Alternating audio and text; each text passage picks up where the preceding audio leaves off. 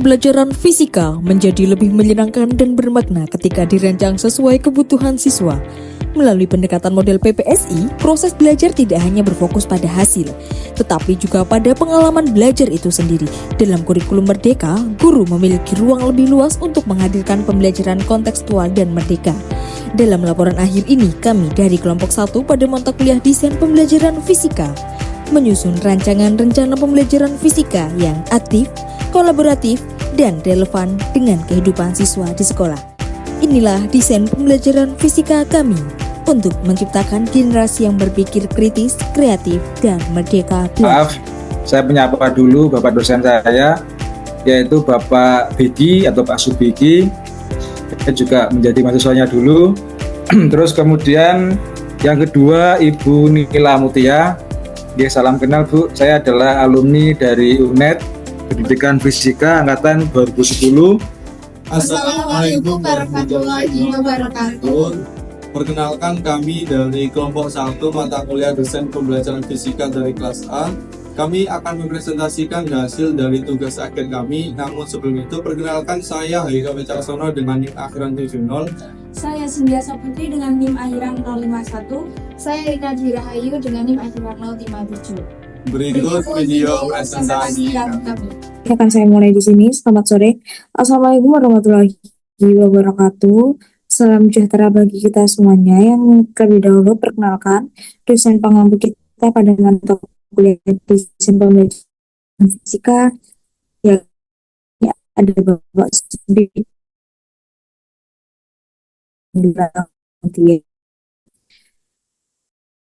Kami dari kelompok 1 pada mata kuliah desain kami. Oke, bisa langsung ke slide selanjutnya.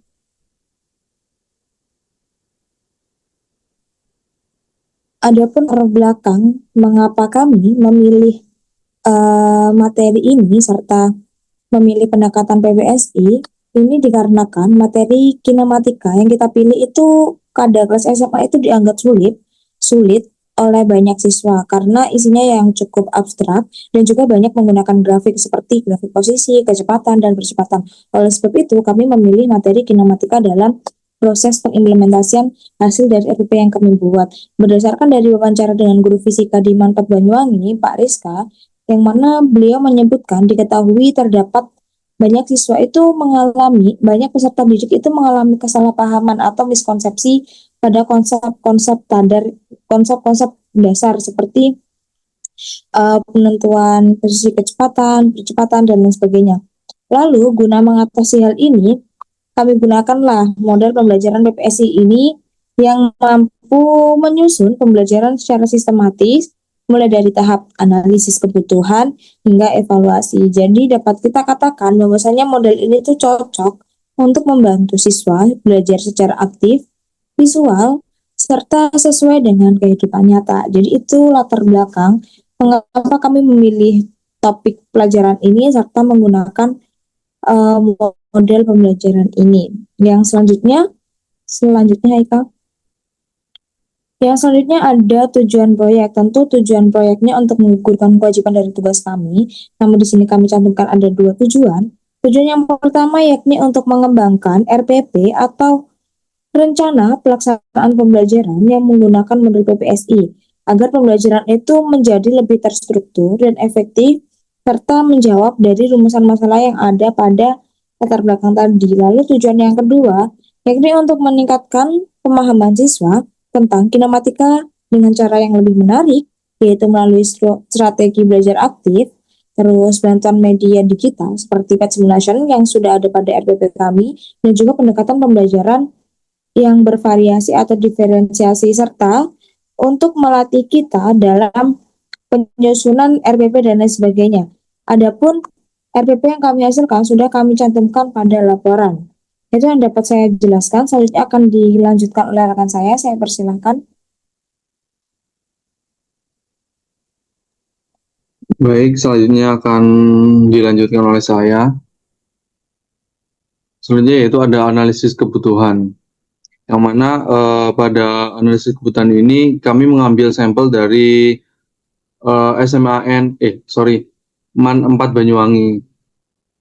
yang dilakukan dengan cara wawancara melalui salah satu guru fisika yang ada di MAN 4 Banyuwangi, yaitu Pak Rizka.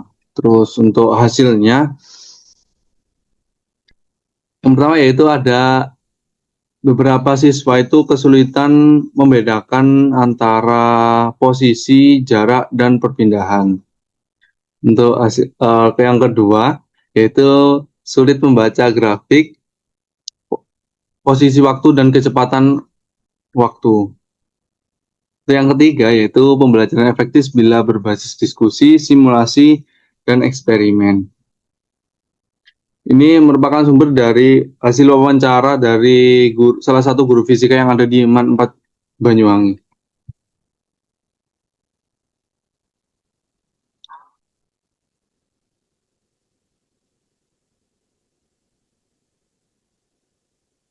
Selanjutnya yaitu ada beberapa komponen model pembelajaran PPSI. Yang pertama yaitu ada analisis kebutuhan, ada tujuan instruksional, ada strategi pembelajaran, media dan sumber pembelajaran, dan yang terakhir adalah evaluasi pembelajaran, hasil belajar. Selanjutnya akan dijelaskan oleh teman saya. Baik, selanjutnya saya akan menjelaskan untuk penyusunan RPP-nya. Dalam slide ini menjelaskan bagaimana kami menyusun RPP berdasarkan pendekatan model PPSI atau prosedur pengembangan sistem instruksional yang kami terapkan dalam topik kinematika untuk kelas 11 di SMA fase F. Kami membagi perencanaan ini menjadi 3 aspek utama, yaitu materi, strategi, dan tujuan pembelajaran. Untuk yang pertama, materi yang kami bahas mencakup semua bentuk gerak dalam kinematika, yaitu GLB, gerak lurus beraturan, gerak lurus berubah beraturan, atau GLBB, gerak vertikal, gerak parabola, dan gerak melingkar. Pemilihan materi ini bertujuan agar siswa dapat memilih karakteristik masing-masing gerak serta kaitan dengan fenomena nyata. Untuk poin yang kedua yaitu strategi, di mana strategi pembelajaran kami diawali dengan refleksi siswa dan asesmen awal untuk mengetahui pemahaman persyaratan. Setelah itu, siswa diajak melakukan eksperimen atau simulasi dan berdiskusi dalam kelompok. Strategi ini kami pilih agar pembelajaran lebih efektif, aktif, kontekstual, dan berbasis partisipasi. Untuk poin yang ketiga yaitu pembelajaran, di mana tujuan pembelajaran kami mencakup kemampuan siswa untuk menganalisis jenis gerak, menyusun grafik, posisi dan kecepatan dari hasil observasi atau simulasi, serta menyampaikan hasil analisis secara lisan ataupun tertulis. Dengan tujuan ini, siswa tidak hanya memilih konsep, tapi juga terampil dalam menyajikan data dan bekerja sama. Next.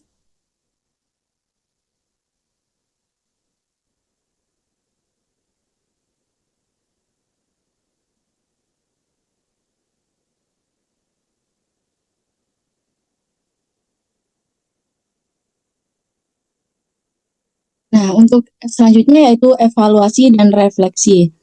Dalam bagian evaluasi dan refleksi ini, kami fokus pada keterlibatan dua pihak, yaitu siswa dan guru. Nah, refleksi bukan hanya untuk menutup pembelajaran, tetapi menjadi alat penting untuk mengembangkan strategi selanjutnya. Untuk refleksi siswa, kami menggunakan lembar refleksi untuk menilai pemahaman siswa. Pertanyaan yang digunakan antara lain seperti apa yang saya pelajari hari ini, apa bagian yang saya sukai untuk sulit dipahami, apa yang bisa saya lakukan untuk memperbaiki cara belajar saya. Refleksi ini membantu siswa mengembangkan kesadaran belajar dan profil pelajar Pancasila yang telah dimuat dalam RPP yang kami buat. Untuk yang kedua yaitu refleksi guru. Setelah pembelajaran, guru juga melakukan refleksi dengan menilai. Nah, penilaian tersebut adalah seperti apakah strategi berjalan sesuai atau efektif, apakah siswa memahami materi, dan apa yang perlu diperbaiki. Catatan guru ini digunakan untuk merancang tindak lanjut baik berupa pengayaan maupun remedial. Next.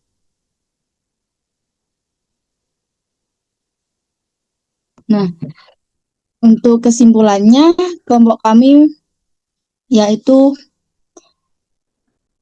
PPSI terbukti efektif untuk menyusun pembelajaran yang sistematis dan adaptif. meningkatkan keterlibatan dan pemahaman siswa, serta penyusunan RPP yang relevan, aplikatif, dan kontekstual. Itu saja yang bisa saya sampaikan. Untuk selanjutnya saya kembalikan ke moderator. Oke, baik. Terima kasih Cindy serta Haikal. Ini merupakan lampiran dari hasil kerja bersama kami, yakni ada ketika sesi Zoom serta ketika kami sesi pembuatan video opening serta closing. Dari kami cukupkan. Saya di sini mewakili rekan-rekan mengucapkan wassalamualaikum warahmatullahi wabarakatuh. Sekian video presentasi dari kami. Terima kasih. Wassalamualaikum warahmatullahi wabarakatuh.